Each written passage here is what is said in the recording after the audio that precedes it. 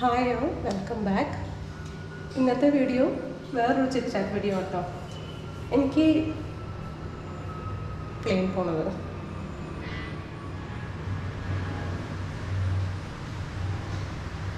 അപ്പം എനിക്ക് കൂടുതൽ ഇഷ്ടം ഇങ്ങനെ വോയിസ് ഓവർ ചെയ്യുക എന്നുള്ളതാണ്. കുക്കിംഗ് വീഡിയോസും കാണിക്കണം എന്നൊക്കെ ഉണ്ട്. പക്ഷേ എനിക്കിങ്ങനെ ഒരു അവസ്ഥയാണ് വന്നേക്കുന്നത്. ഇവിടെയാണ് ഞാൻ നിങ്ങൾക്ക് കുക്കിംഗ് കാണിക്കാറ്. അപ്പോൾ ഇവിടെ ഇതിൻ്റെ മുകളിൽ ലൈറ്റും ഇവിടെയാണ് എൻ്റെ കുക്കിംഗ് കാണിക്കാറ്. ഇതിൻ്റെ കുക്കിംഗ് വീഡിയോ കുക്കിംഗ് ഏരിയ എന്ന് പറയാം. പിന്നെ എനിക്ക് കുക്ക് ചെയ്യാൻ ഇഷ്ടം ഇവിടെയാണ്. പക്ഷേ എനിക്ക് ഈ സംഭവം ഉണ്ടല്ലോ, ഗ്യാസ് സ്റ്റോപ്പ്, ഇത് നല്ല പണി തരാണ്. എന്താണെന്നറിയില്ല, ഇതൊക്കെ ഭയങ്കര പണിയാണ്. അപ്പോൾ ഇപ്പോൾ ഞാൻ കാണിച്ചു തരാമേ. അപ്പം ഇപ്പോൾ കാണട്ടെ, ഞാൻ ഗ്യാസ് സ്റ്റോപ്പ് എടുക്കാം. ഇതാണ് പണി തരുന്നത്. അപ്പം ഉറപ്പാക്കട്ടെ. എനിക്കറിയില്ല, ഇത് ശരിക്കും ഇതുപോലെ 2-3 പ്രാവശ്യമൊക്കെ വന്നിട്ടുണ്ടായിരുന്നു. എനിക്കത് സർവീസ് ചെയ്യാനൊക്കെ കൊടുത്തു. അതായത് ആൾ വന്ന് ഇവിടെ സർവീസ് ചെയ്തു, ക്ലീനാക്കിയൊക്കെ തന്നു. ഞാൻ പരമാവധി ഇതിനൊന്നും ആക്കാതെയൊക്കെയാണ് ഞാൻ സൂക്ഷിക്കാറ്. ഞാൻ ഈ മുന്നോട്ട് വീഡിയോസ് ഷെയർ ചെയ്തത് ഇതൊക്കെ എങ്ങനെയാണ് കഴുകി വൃത്തിയാക്കേണ്ടത്, പിന്നെ ഇതിൻ്റെ അടിയിൽ നമ്മളെങ്ങനെ ക്ലീനാക്കേണ്ടത്. നമുക്ക് അങ്ങനെ എപ്പോഴും ഇങ്ങനത്തെ ഗ്യാസ് സ്റ്റോപ്പൊക്കെ എപ്പോഴും ഇതിൻ്റെ അകത്തൊക്കെ പോയി നമുക്ക് ക്ലീൻ ചെയ്യാൻ പാടില്ല.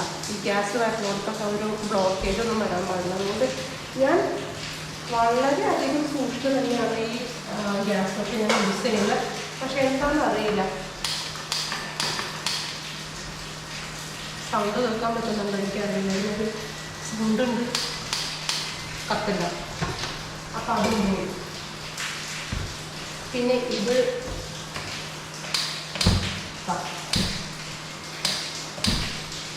നോക്കി ഇതെങ്ങനെ ഇതിൽ കുക്ക് ചെയ്യാൻ പറ്റുന്നത് എനിക്കറിയത്തില്ല. കാണാൻ പറ്റുന്നുണ്ടോ? സദാ പോയി. അപ്പം അതാണ് ഈ ഒരു ഗ്യാസിന് കുഴപ്പം. ആകെ ഇത് ശരിയായിരുന്നത്. ഇതിനിട്ട് ഞാൻ കുറേ കുക്കിങ്ങൊക്കെ കാണിച്ചിരുന്നു. ഇപ്പം ഇതും ഇങ്ങനെ ആളി കത്തുന്നതുകൊണ്ട് നമുക്ക് ഡേഞ്ചറസാണ്. അപ്പം അതുകൊണ്ട് ഞാൻ അതിനെ കുറിച്ച് പണിയും ചെയ്യാറില്ല. അപ്പോൾ വർക്ക് ഏരിയയിൽ എനിക്ക് വേറൊരു ഗ്യാസ് സ്റ്റോപ്പുണ്ട്. അതിങ്ങനത്തെ അല്ല, നമുക്കിങ്ങനെ കൗണ്ടർ ടോപ്പിൽ വെക്കാൻ പറ്റില്ല. അപ്പോൾ അതുതന്നെയാണ് ഇപ്പോൾ ഫുൾ കുക്കിംഗ് അല്ല. അതുകൊണ്ട് അവിടെ എനിക്ക് ലൈറ്റിംഗ് ഒന്നും ഇല്ലാത്തത് കൊണ്ട് എനിക്ക് കുക്കിങ്ങും എനിക്ക് കാണിക്കാൻ പറ്റുന്നില്ല. ഇന്നത്തെ കറി പാവയ്ക്കും ചിങ്ങയൊക്കെയാണ്. പിന്നെ കാലത്ത് ഉണ്ടാക്കിയ മുട്ടക്കറിയും എടുക്കുന്നുണ്ട്. പിന്നെ ഈ സൈഡിൽ കപ്പ പുഴുങ്ങി വെച്ചിട്ടുണ്ട്. ഇനി ചമ്മന്തി ഉണ്ടാക്കണം, പിള്ളേർക്ക് ഭയങ്കര ഇഷ്ടമാണ്. അത് സമയമായിട്ടില്ല അത് വരാൻ. അപ്പോൾ നമുക്ക് അതിന് മുന്നേ ഞാൻ ചിറ്റ് വീഡിയോ കൊടുക്കാമെന്ന് വിചാരിച്ചു. അതായത് നല്ല മഴയും അത്യാവശ്യം മഴ പെയ്യുന്നുണ്ട്. അപ്പോൾ അതുകൊണ്ട് വെള്ളം ഇങ്ങനെ വീഴുന്നതിൻ്റെ സൗണ്ട് ഉണ്ടാവേ. അപ്പം ഞാൻ വിചാരിച്ചു നിങ്ങളായിട്ട് ജസ്റ്റ് ഒന്ന് ഞാൻ പ്രിപ്പയർ ചെയ്ത് വെക്കുന്ന കുറേ സംഭവങ്ങൾ. ഇപ്പം എനിക്ക് പിള്ളേരുണ്ട്, അവർ സ്കൂളിൽ പോകുന്നുണ്ട്. ഒരാൾ സ്കൂളിൽ പോകുന്നു, ഒരാൾ ഡിഗ്രി കഴിഞ്ഞ് തിരിച്ചു വന്നു, അവൾ ഓഫീസിലേക്ക് പോകുന്നു. ഞാൻ മുന്നത്തെ വ്ളോഗിലൊക്കെ ഷെയർ ചെയ്തിട്ടുണ്ട്. ഇപ്പോൾ അവൾ ഓഫീസിൽ പോകുന്നുണ്ട് കൊച്ചിയിൽ. അപ്പോൾ രാവിലെ തന്നെ പോകും. അപ്പോൾ ബ്രേക്ക്ഫാസ്റ്റ് വേണം, ലഞ്ച് വേണം. എൻ്റെ മോൾക്ക് ലഞ്ചിൻ്റെ ആവശ്യമില്ല. 2 മണിക്ക് ക്ലാസ് തീരുന്നതുകൊണ്ട് അവൾ തിരിച്ച് ഇവിടേക്ക് 3 മണിക്ക് എത്തുമ്പോഴാണ് ഇവിടെ ലഞ്ച് കഴിക്കുക. പക്ഷെ അവൾക്ക് ബ്രേക്ക്ഫാസ്റ്റ് ഉണ്ടാക്കണമല്ലോ. അപ്പം നമ്മൾ ഇതെല്ലാം കൂടി ചെയ്യുമ്പോഴേക്കും ശരിക്കും നല്ല ഹെക്റ്റിക്കായിരിക്കും അല്ലേ. രാവിലെ ഒരു 5 മണിക്കാകുമ്പോഴാണ് ഈ 6:30-6:45 ഇവിടുന്ന് പോവുക. അപ്പം നമ്മൾ 1 മണിക്കൂർ 1.5 മണിക്കൂർ മുന്നെങ്കിലും എണീറ്റാലല്ലേ നമുക്ക് ഇതൊക്കെ ഒന്ന് പ്രിപ്പയർ ചെയ്യാൻ പറ്റുള്ളൂ. അപ്പം ഞാൻ എന്തൊക്കെയാണ് ചെറിയ ചെറിയ കാര്യങ്ങളൊക്കെ ചെയ്ത് വെക്കണതും അതുപോലെ എല്ലാവർക്കും ഒരേപോലെ അല്ല. മൂത്ത ആളെന്ന് പറയുമ്പം നമ്മൾ രാവിലെ തന്നെ പോകുന്നതുകൊണ്ട് ദോശ ഒന്നും കഴിക്കാൻ വലിയ താല്പര്യമില്ല, അത് ഇറങ്ങില്ല ആൾക്ക്. അപ്പം അതുകൊണ്ട് സ്മൂത്തിയൊക്കെയാണ് ഉണ്ടാക്കി കൊടുക്കുക. പിന്നെ അതല്ലാതെ പിന്നെന്തുവാ, രാവിലെ മുട്ട പുഴുങ്ങി കൊടുക്കുക, അല്ലെങ്കിൽ നേന്ത്രപ്പഴം പുഴുങ്ങി കൊടുക്കുക. ഇങ്ങനെ എന്തെങ്കിലും സിമ്പിളായിട്ടുള്ള ബ്രേക്ക്ഫാസ്റ്റാണ് അവൾ കഴിക്കുക. അപ്പോൾ സ്മൂതി ഉണ്ടാക്കാനായിട്ട് നമ്മൾ അതിനും കുറച്ച് സംഭവങ്ങളൊക്കെ പ്രിപ്പയർ ചെയ്ത് വെച്ചാൽ നമുക്ക് വേഗം അങ്ങോട്ട് അടിച്ച് നമുക്ക് സ്മൂതി കൊടുക്കാം. പിന്നെ ബ്രേക്ക്ഫാസ്റ്റ് ഉണ്ടാക്കാനായിട്ട് അതിനും കുറച്ച് പ്രിപ്പറേഷൻസൊക്കെ ചെയ്താൽ നമുക്കതും എളുപ്പമായി. പിന്നെ വേറൊരു കാര്യം, ഇങ്ങനത്തെ ഒരു 3 അടുപ്പുണ്ടെങ്കിൽ കുറച്ചും കൂടി എളുപ്പത്തിൽ കാര്യങ്ങൾ നടക്കും. ഇപ്പം എല്ലാവരുടെയും വീട്ടിൽ അങ്ങനെ ഉണ്ടല്ലോ. അപ്പം അങ്ങനെയാണ് ഇവിടുത്തെ കാര്യങ്ങൾ. പിന്നെ ഇനി ഹസ്ബൻഡ്സ് എങ്ങാനും വർക്കിംഗ് ആണെങ്കിൽ അവർക്ക് ഫുഡ് കൊടുക്കണമല്ലോ. അപ്പം അങ്ങനെ വരുമ്പോൾ എന്തായാലും നമുക്ക് എന്തെങ്കിലുമൊക്കെ ഊണിനൊരു കറി അല്ലെങ്കിൽ ഒരു തോരൻ എന്തെങ്കിലും വേണം. ബ്രേക്ക്ഫാസ്റ്റിനും എന്തെങ്കിലും കഴിക്കുന്നതിൻ്റെ ഒപ്പം എന്തെങ്കിലും കറിയൊക്കെ വേണം. അങ്ങനെയൊക്കെ വരുമ്പോൾ നമ്മളൊക്കെ എല്ലാം കൂടി ചിലപ്പോൾ എത്തിയെന്ന് വരില്ല. അപ്പോൾ നമുക്ക് വളരെ ഷോർട്ടാക്കി സിമ്പിളാക്കി നമുക്ക് കൊടുക്കാം. അപ്പോൾ നമ്മൾ തലേ ദിവസം നമ്മൾ കുറേ ചിന്തിക്കണമല്ലോ. ഞാൻ സാധാരണ ബ്രേക്ക്ഫാസ്റ്റ് എന്ന് പറയുന്നത് ദോശ അല്ലെങ്കിൽ അപ്പമാണ്. അതിന് ഞാൻ ഉണ്ടാക്കി വയ്ക്കും. ഞാൻ ഇഷ്ടംപോലെ കാണിച്ചിട്ടുണ്ട്. ഞാൻ ഒരു വലിയ ഡബ്ബയാണ് ദോശമാവ് ആക്കി വയ്ക്കുക. അതൊന്നെങ്കിൽ ഞാൻ അരിയൊക്കെ കുതിർത്ത് ഉഴുന്നൊക്കെ കുതിർത്ത് ഞാൻ അരച്ച് അരയ്ക്കുമ്പോൾ എങ്ങനെയാണ് അരയ്ക്കേണ്ടതെന്നുള്ളതൊക്കെ ഞാൻ മുന്നത്തെ ബ്ലോഗിലൊക്കെ ഞാൻ ഷെയർ ചെയ്തിട്ടുണ്ട്. അപ്പോൾ അത് ഞാൻ വേണമെങ്കിൽ ലിങ്ക് തരാം. അപ്പോൾ അതങ്ങനെ ചെയ്ത് വെച്ചുകൊണ്ട് നമ്മൾ ഫ്രിഡ്ജിനകത്ത് സൂക്ഷിച്ച് വെച്ച് പിന്നെ അത് ആവശ്യമുള്ളപ്പോൾ എങ്ങനെ എടുക്കണം ഇതൊക്കെ ഞാൻ ഷെയർ ചെയ്തിട്ടുണ്ട്. അതൊന്നും ഞാൻ ഡീറ്റെയിൽസ് പോകുന്നില്ല. അപ്പോൾ ദോശ മാവാണ് ഞാൻ എടുത്ത് വയ്ക്കുക. പിന്നെ അത് 2-3 ദിവസം ബ്രേക്ക്ഫാസ്റ്റ് ആയിട്ട് പോകും. ദോശയായിട്ട്. ഇഡ്ഡലി ഇവിടെ ആർക്കും അത്ര താല്പര്യമില്ല, ദോശയാണ് താല്പര്യം. പിന്നെ ഉള്ളത് അപ്പത്തിനും ഞാൻ അരച്ച് വയ്ക്കും. അരച്ച് വെച്ചിട്ട് പൊന്തിക്കാൻ വെച്ചതിന് ശേഷം അത് അങ്ങനെ തന്നെ ഞാൻ ഫ്രിഡ്ജിനകത്ത് എടുത്ത് വയ്ക്കും. എന്നിട്ട് നമുക്ക് ആവശ്യമുള്ളത് മാത്രം, ദോശമാവിനൊക്കെ ഞാൻ നേരത്തെ കാണിച്ച മാതിരി ആവശ്യമുള്ളത് ഞാൻ ഇതിനകത്ത് എടുത്ത് ഒരു പാത്രത്തിലാക്കി പുറത്ത് വെച്ച് ഒരു അരമണിക്കൂർ മുന്നേ പുറത്ത് വെച്ചാൽ അതിങ്ങനെ നല്ല പൊന്തി നിൽക്കും. ഇതും ഞാൻ ഒരു ചെറിയ ടിപ്പ് പോലെ ഞാൻ വേറൊരു വീഡിയോ ഞാൻ ഷെയർ ചെയ്തിട്ടുണ്ട്. അപ്പോൾ അതിനൊക്കെ ഞാൻ എങ്ങനെയൊക്കെയാണ് ഓരോന്ന് ചെയ്ത് വെക്കുന്നത്. ചെറിയൊരു ഇത് ഞാൻ കാണിച്ചു തരാം കേട്ടോ.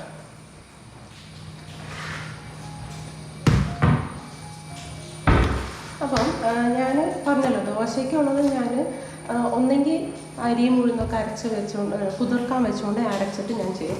അതല്ലെങ്കിൽ നമുക്ക് ഇൻസ്റ്റൻറ്റ് ഇപ്പോൾ ദോശ കിട്ടുന്നുണ്ട്, 1 മിനിറ്റിൻ്റെ ദോശ കിട്ടുന്നുണ്ട്. അപ്പോൾ അങ്ങനെയാണെങ്കിൽ നമുക്ക് അരച്ച് വെക്കേണ്ട കാര്യമില്ല. അത് ഞാൻ ഒരെണ്ണം ട്രൈ ചെയ്തു കേട്ടോ. അതിൻ്റെ പാക്കറ്റ് കഴിഞ്ഞു പോയി. അത് ഞാൻ ഒരെണ്ണം ട്രൈ ചെയ്തു. അങ്ങനെ ഉണ്ടെങ്കിൽ അത് കുഴപ്പമില്ല. പിന്നെ ദോശമാവ് ഇപ്പോൾ നമുക്ക് വാങ്ങിക്കാൻ കിട്ടും. അതായാലും നിങ്ങൾക്ക് അങ്ങനെ ചെയ്യാം. പിന്നെ ഉള്ളതെന്ന് പറഞ്ഞു കഴിഞ്ഞാൽ ഞാൻ അപ്പത്തിന് അരച്ച് വെക്കാനായിട്ട് ഇതുപോലെ 1 മിനിറ്റ് അപ്പം പൊടി ഇപ്പം ഉണ്ടല്ലോ, അത് ഞാൻ ട്രൈ ചെയ്തിട്ടില്ല. പക്ഷേ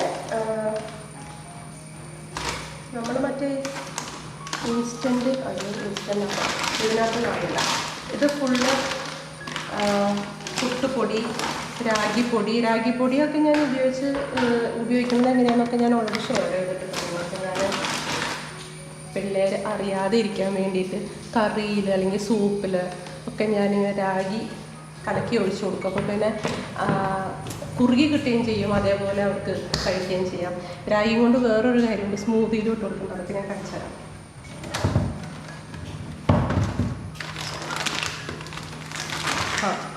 ഞാൻ ഇതുപോലത്തെ പപ്പത്തിൻ്റെ പൊടി വാങ്ങിട്ടോ. മറ്റേ ഫ്രഷായിട്ട് വേണമെങ്കിൽ ചെയ്യാം, അരി കുതിർത്തിട്ട് നമുക്ക് ചെയ്യാം. അതായാലും നോ പ്രോബ്ലം. നമുക്ക് ഉണ്ടാക്കി കറക്റ്റായിട്ട് വെച്ചിട്ട് നമ്മൾ ഫ്രിഡ്ജിനകത്ത് വെച്ചൊരു 3 ദിവസമൊക്കെ ഉപയോഗിക്കാം നമുക്ക്. ഞാൻ പറഞ്ഞ പോലെ ആവശ്യത്തിന് നമ്മൾ ചൂടാൻ നേരത്തെ ആവശ്യത്തിന് എടുത്തിട്ട് വേറെ പാത്രത്തിൽ വെച്ചിട്ട് അപ്പം തന്നെ ഫ്രിഡ്ജിനകത്ത് വെക്കണം. എന്നിട്ട് ആ പാത്രം അതായത് അതിൽ നിന്ന് വേണം എന്നിട്ട് അപ്പം ഉണ്ടാക്കാനായിട്ട്. അരമണിക്കൂർ മുന്നേ പുറത്തെടുത്ത് വെക്കണമെന്നാലേ പൊന്തുള്ളൂ. അങ്ങനത്തെ കുറച്ച് കാര്യങ്ങളുണ്ട്. അപ്പോൾ ഇത് പാലപ്പം ഒരു അരമണിക്കൂർ തൊട്ട് 1 മണിക്കൂർ മുന്നെങ്കിലും ഉണ്ടാക്കി വെച്ചാൽ അത് പൊന്തുന്നുള്ളതാണ്. ഇതും ഞാൻ ഇതുപോലെ തലേ ദിവസം ചെയ്ത് വെച്ചുകൊണ്ട് പിറ്റേ ദിവസമല്ല, ഞാൻ 1 മണിക്കൂർ മുന്നേ ഉണ്ടാക്കിയിട്ട് 1 മണിക്കൂർ കഴിഞ്ഞ് കഴിയുമ്പോൾ പൊന്തിയൊക്കെ കഴിഞ്ഞിട്ടുണ്ടെങ്കിൽ ഞാൻ ഡബ്ബേനകത്ത് വെച്ച് കൊണ്ട് ഫ്രിഡ്ജിനകത്ത് വയ്ക്കും. എന്നിട്ട് അതാണ് ഞാൻ ബ്രേക്ക്ഫാസ്റ്റൊക്കെ യൂസ് ചെയ്യാം. വല്ലപ്പോഴൊക്കെയാണ് കൂട്ടിട്ടോ. കൂട്ട് കഴിക്കാൻ രാവിലെ തന്നെ കഴിക്കാൻ ഭയങ്കര മടിയാണ്. ഓക്കെ, ഇനി അടുത്തതിലേക്ക് ഞാൻ കാണിക്കാം. അടുത്തത് ഞാൻ കുറച്ച് സംഭവങ്ങൾ ഞാൻ ഫ്രിഡ്ജിനകത്ത് വെച്ചിട്ടുണ്ട്. അത് ഞാൻ കാണിക്കാം കേട്ടോ. ഞാൻ പുറത്തേക്ക് എടുത്തിട്ട് കാണിക്കാം അതൊക്കെ. ഫസ്റ്റ് തന്നെ ഇവിടെ ഇതാണ് എൻ്റെ ഇഡ്ഡലി അപ്പം ഒക്കെ ഇങ്ങനെ ഉണ്ടാക്കി വെച്ചുകൊണ്ട് ഇത് ഫുള്ളാക്കി വെക്കും. എന്നിട്ട് ഞാനത് അപ്പമാണെങ്കിൽ 1 മണിക്കൂറിന് ശേഷമൊക്കെ നന്നായി പൊന്തിയിട്ടുണ്ടെങ്കിൽ ഞാൻ അങ്ങനെ തന്നെ എടുത്ത് ഇതിനകത്ത് വയ്ക്കും. ദോശമാവ് ഇതുപോലെ നമ്മൾ ഫെർമെൻറ്റ് ചെയ്യാനൊക്കെ വെച്ച് കഴിഞ്ഞിട്ട് അങ്ങനെ തന്നെ എടുത്ത് ഞാൻ ഫ്രിഡ്ജിൽ വയ്ക്കും. എന്നിട്ട് ആവശ്യം വരുമ്പോൾ ഇത് തുറന്ന് ആവശ്യത്തിനുള്ളത് വേറൊരു പാത്രത്തിലിട്ടിട്ട് അതൊരു അരമണിക്കൂർ മുന്നേ തന്നെ ഞാൻ എടുത്ത് പുറത്ത് വയ്ക്കും. ഇതെടുത്ത് ഞാൻ ബാക്കി എടുത്ത് ഫ്രിഡ്ജിനകത്ത് വയ്ക്കും. അപ്പം അങ്ങനെയാണ് ചെയ്യുക. പിന്നെ നമ്മൾ എന്തെങ്കിലുമൊക്കെ ഉണ്ടാക്കാനുണ്ടെങ്കിൽ ഇതുപോലെ കട്ട് ചെയ്തൊക്കെ വയ്ക്കുക പിറ്റേ ദിവസത്തേക്ക്. അപ്പോൾ നമുക്ക് എളുപ്പമായി ഉണ്ടാക്കാനായിട്ട്. പിന്നത്തെ ഉള്ളത് നമ്മൾ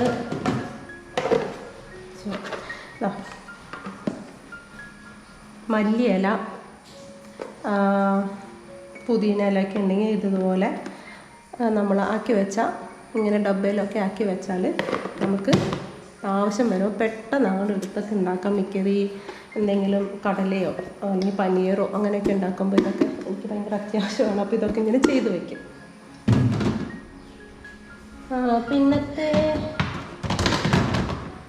പിന്നത്തേന്ന് പറയുന്നത് കറിവേപ്പില.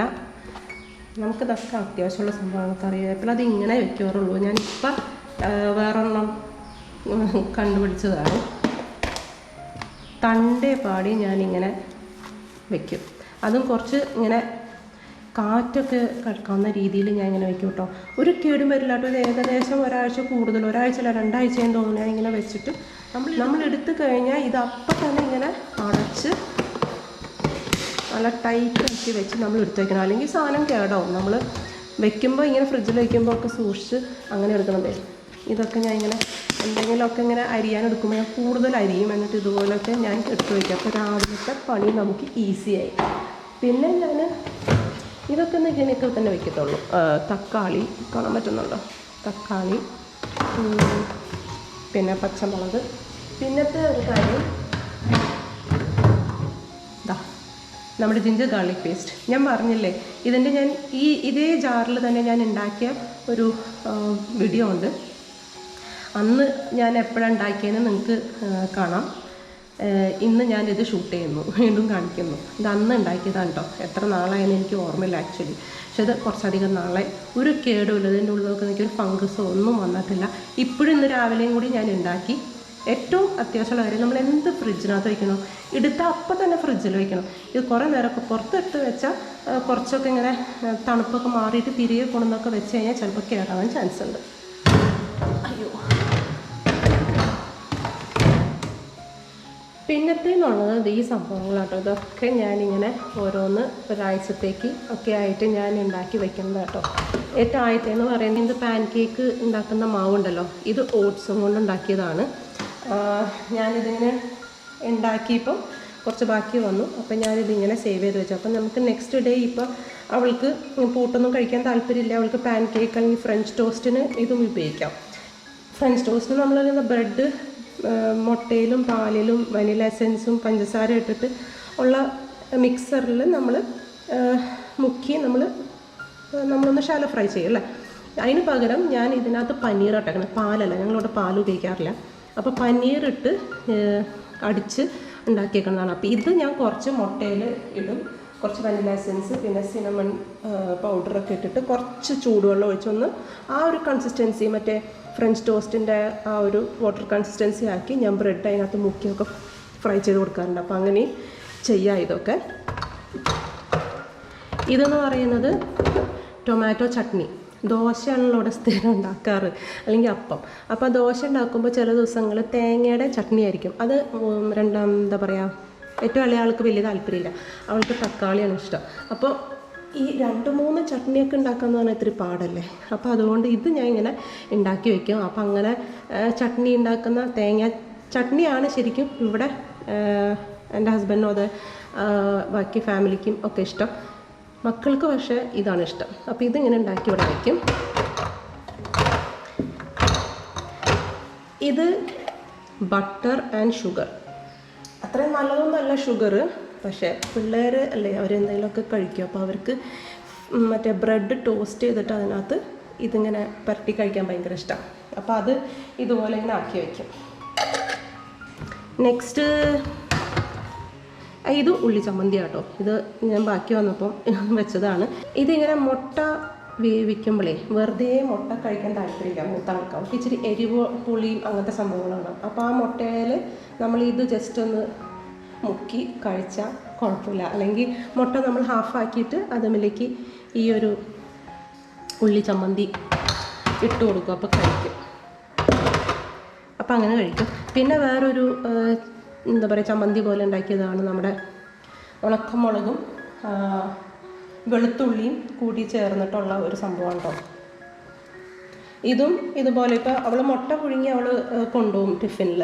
അപ്പോൾ അതിൻ്റെ ഇടയിൽ ഇങ്ങനെ ഞാൻ വര ആക്കിയിട്ട് അതിൻ്റെ ഇടയിൽ ഞാനിത് വെച്ച് കൊടുക്കും. നമ്മൾ കാന്താരി ചമ്മന്തിയൊക്കെ ഇട്ടിട്ട് മുട്ട കഴിക്കില്ല, അതേപോലെ ഇങ്ങനത്തെ. പിന്നെ ഈ സംഭവങ്ങളൊക്കെ അരച്ച് വെച്ച കഴിഞ്ഞാൽ നമ്മൾ ഗാർലിക് പാസ്ത അല്ലെങ്കിൽ നമ്മൾ ഗാർലിക് റൈസൊക്കെ ഉണ്ടാക്കൂലേ, അപ്പം അങ്ങനെയൊക്കെ ഉണ്ടാക്കുമ്പോൾ നമുക്കിതിന്ന് കുറച്ചെടുത്ത് അത് നമ്മൾ റൈസിലിട്ടാൽ നല്ലൊരു ഗാർലിക് റൈസായിട്ട് കിട്ടും. അപ്പോൾ നമുക്ക് ആ നേരത്ത് വെളുത്തുള്ളി അരിയാനും ചെയ്യാനൊന്നും ആവശ്യമില്ല. നമ്മൾ പനീർ ഗാർലിക് റൈസ് എന്നൊക്കെ പറഞ്ഞുകൊണ്ട് എനിക്ക് ആ റെസിപ്പിയൊക്കെ ഞാനിങ്ങനെ ചെയ്ത് കാണിക്കണമെന്നുണ്ട്, പക്ഷേ എൻ്റെ ഗ്യാസ് ശരിയല്ലാത്തതുകൊണ്ടാണ്. അപ്പോൾ അതിനൊക്കെ ഞാൻ ഉണ്ടാക്കി വെച്ചതാണ് ഈ സംഭവങ്ങൾ.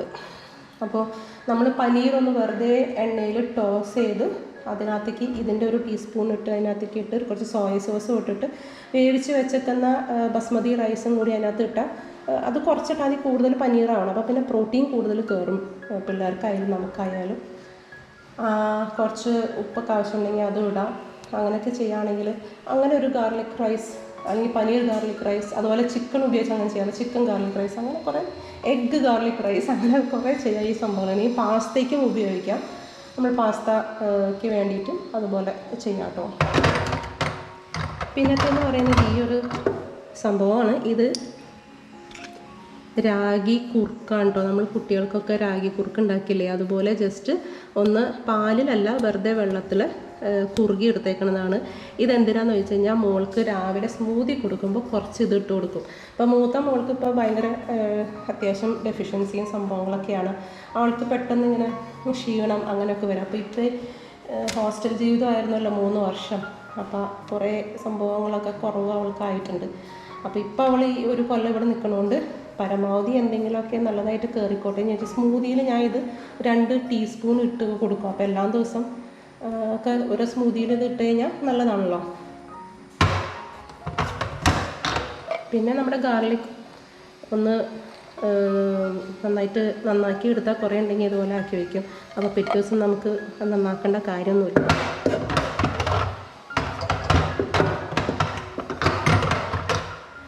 ഓക്കെ, അപ്പോൾ അതൊക്കെയാണ് ഞാൻ ചെയ്യുന്ന കുറച്ച് സംഭവങ്ങൾ കേട്ടോ. അപ്പോൾ നമുക്ക് കാലത്തെ കാര്യങ്ങൾ കുറച്ചും കൂടി എളുപ്പം.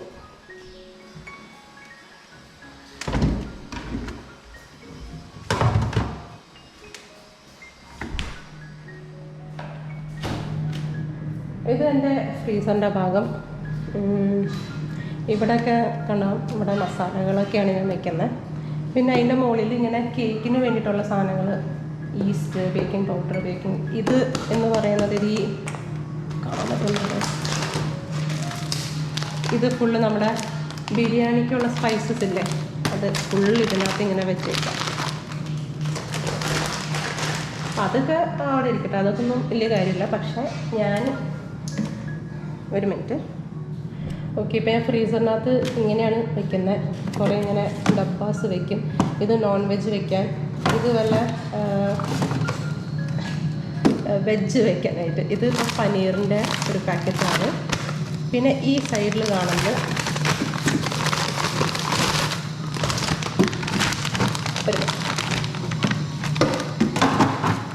ഈ സൈഡിൽ ഇതാണ് സംഭവം. ഇതിപ്പോൾ ഇഡ്ഡലി ദോശയുടെ പാക്കറ്റാണ് കേട്ടോ, ഞാൻ അത് യൂസ് ചെയ്യുന്നതാണ്. പക്ഷെ അതല്ല ഇതിനകത്ത് കാണുന്നുണ്ടോ, പഴമാണ്, നേന്ത്രപ്പഴം, നല്ലോണം പഴുത്ത നേന്ത്രപ്പഴം ഞാനിങ്ങനെ മുറിച്ച്, അതായത് ഓരോ സ്മൂതിക്ക് 2 പീസ് പഴം വയ്ക്കാൻ വേണ്ടിയിട്ട് ഞാൻ അങ്ങനെ രണ്ടാക്കി ഞാൻ ഇതിനകത്ത് ഇങ്ങനെ വെച്ചേക്കുവാണ്. അപ്പോൾ പിന്നെ പഴം ചീഞ്ഞ് പോകത്തില്ല. പഴം നല്ലോണം പഴുത്തിരിക്കുന്നുണ്ടെന്ന് കാണുകയാണെങ്കിൽ ഞാൻ പഴംപൊരി ഉണ്ടാക്കും. കൂടുതലുണ്ടെങ്കിൽ ഇതുപോലെ ഞാൻ ചെയ്യും. സ്മൂതി ആവശ്യമുള്ളത് കൊണ്ട് ഞാനിതിങ്ങനെ ചെയ്യും. ബാക്കി ആരൊന്നും സ്മൂതി കഴിക്കില്ല, മൂത്താൾ മാത്രമേ സ്മൂതി കഴിക്കുള്ളൂ. അപ്പോൾ അതിന് വേണ്ടിയിട്ടുള്ള ഒരു പഴമാണത്. നമുക്ക് റോബസ്റ്റ് പഴവും ഇങ്ങനെ ആക്കി വയ്ക്കാം കേട്ടോ. അപ്പം ഞാൻ ഇച്ചിരി ഹെൽത്തി ആയിക്കോട്ടെ എന്ന് വെച്ചിട്ട് നേന്ത്രപ്പഴം തീറ്റിക്കാണ്.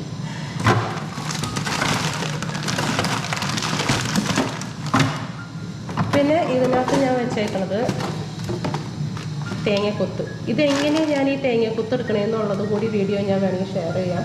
അതും ഗ്യാസിൻ്റെ ഒക്കെ ആവശ്യമുണ്ട്, പക്ഷെ ഞാൻ ഷെയർ ചെയ്യാം. തേങ്ങക്കൊത്ത് ഞാൻ ഇതുപോലെ വയ്ക്കും. ഞാൻ പറഞ്ഞില്ലേ പാല് ഞങ്ങൾ ഉപയോഗിക്കാറില്ല. അപ്പോൾ സ്മൂതിക്ക് ഇതിൻ്റെ നിന്ന് ഒരു 4-5 കഷ്ണം ഞാൻ സ്മൂതിക്ക് വയ്ക്കും. എന്നിട്ട് ഈ നേന്ത്രപ്പഴവും വയ്ക്കും. അപ്പോൾ ആ നേന്ത്രപ്പഴവും ഈ ഒരു തേങ്ങക്കൊത്തുകളും കൂടി നന്നായിട്ട് അടിച്ചങ്ങോട്ട് എടുക്കും. എന്നിട്ട് അത് അരച്ചൊന്നും എടുക്കില്ല, അവൾക്കത് കുഴപ്പമില്ല, അതുകൊണ്ട് അങ്ങനെ കഴിക്കും. ഇതെൻ്റെ പരീക്ഷണമാണ്. ഞാൻ വേറെ ഒരു വീഡിയോയിൽ കണ്ടു. ഇത് പുതിന ഇല നമ്മൾ ഐസ് ഫ്രീസറിനകത്ത് വെച്ചാൽ നന്നായിട്ട് നിൽക്കുന്നു. അപ്പോൾ ശരിക്കും ഇങ്ങനെ നിൽക്കുന്നുണ്ട്. പക്ഷെ ഇത് തുറന്നാൽ അപ്പം തന്നെ നമുക്ക് യൂസ് ചെയ്യണം. പക്ഷെ ഇതെനിക്ക് അത്രയങ്ങ് ഇതായിട്ട് തോന്നിയില്ല. ബിക്കോസ് ഇതിൽ വെള്ളം കയറും നമ്മൾ എടുക്കുമ്പോഴേക്കും തന്നെ. ഇതിങ്ങനെ വെക്കട്ടെ, അല്ലെങ്കിൽ പുതിന ഇല കേടാം. അപ്പോൾ അതങ്ങനെ. പിന്നെ ഇതിനകത്തും തേങ്ങക്കൊത്താണ് കേട്ടോ.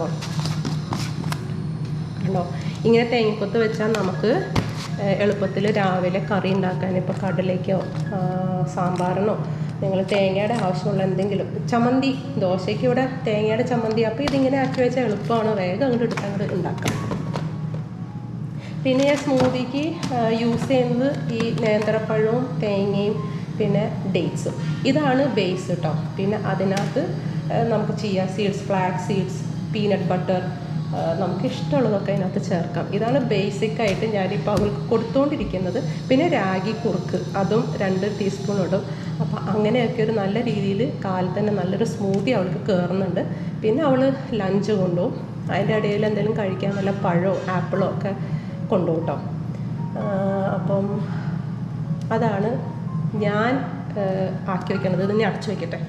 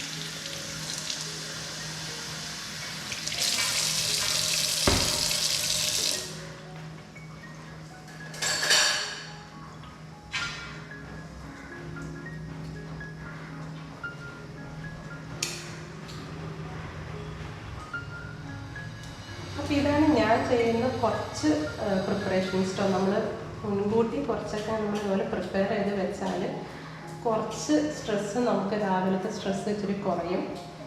എന്തായാലും നമുക്ക് കുറേ കാര്യങ്ങൾ ചെയ്യാനുണ്ട്. അപ്പോൾ ഇതൊക്കെ ഇങ്ങനെ നമ്മൾ പിള്ളേരൊന്നും ഇല്ലാത്ത സമയത്ത് നമ്മൾ വീട്ടിലിങ്ങനെ ഓരോ കാര്യങ്ങൾ ചെയ്യുമ്പോൾ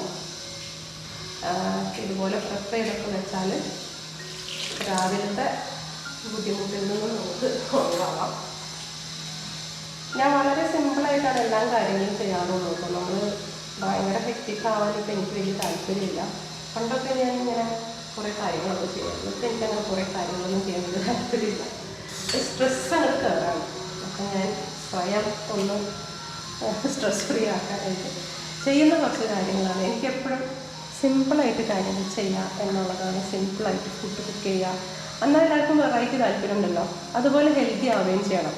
കുറേ ഇഷ്യൂസ് നമുക്കുണ്ടായി. നമ്മളത് ശരിക്കും ഹെൽത്തൊന്നും നോക്കാണ്ട് ജസ്റ്റ് കാണുന്നതൊക്കെ വാങ്ങിക്കുക, തിന്നുക, പാക്കറ്റ് ഫുഡ് വാങ്ങിക്കുക, കഴിക്കുക, അത് കുറേ പ്രശ്നങ്ങളൊക്കെ ആയി. അപ്പോൾ അതിൽ നിന്ന് ഇപ്പം ഞാൻ എല്ലാം ഒഴിവാക്കാനും പറ്റത്തില്ല. പിള്ളേർക്ക് അതൊക്കെ വേണമെന്നുണ്ടെങ്കിൽ അപ്പോൾ വല്ലപ്പോഴും ഒക്കെ അത്യാവശ്യം. പക്ഷെ വീട്ടിലുണ്ടാക്കുമ്പോൾ എങ്ങനെയെങ്കിലും ഒന്ന് ഹെൽത്തി ആക്കാം, സിമ്പിളാക്കാം, അത്രയേ ഉള്ളൂ. അപ്പം ഈ വീഡിയോ നിങ്ങൾക്ക് ഇഷ്ടപ്പെട്ടതായിരുന്നു, കുറച്ച് ഹെൽപ്ഫുള്ളായെന്ന് വിചാരിക്കുന്നു. അങ്ങനെയാണെങ്കിൽ ലൈക്ക്, ഷെയർ ആൻഡ് സബ്സ്ക്രൈബ്. ഇനി അടുത്ത വീഡിയോയിൽ കാണാം. Thank you.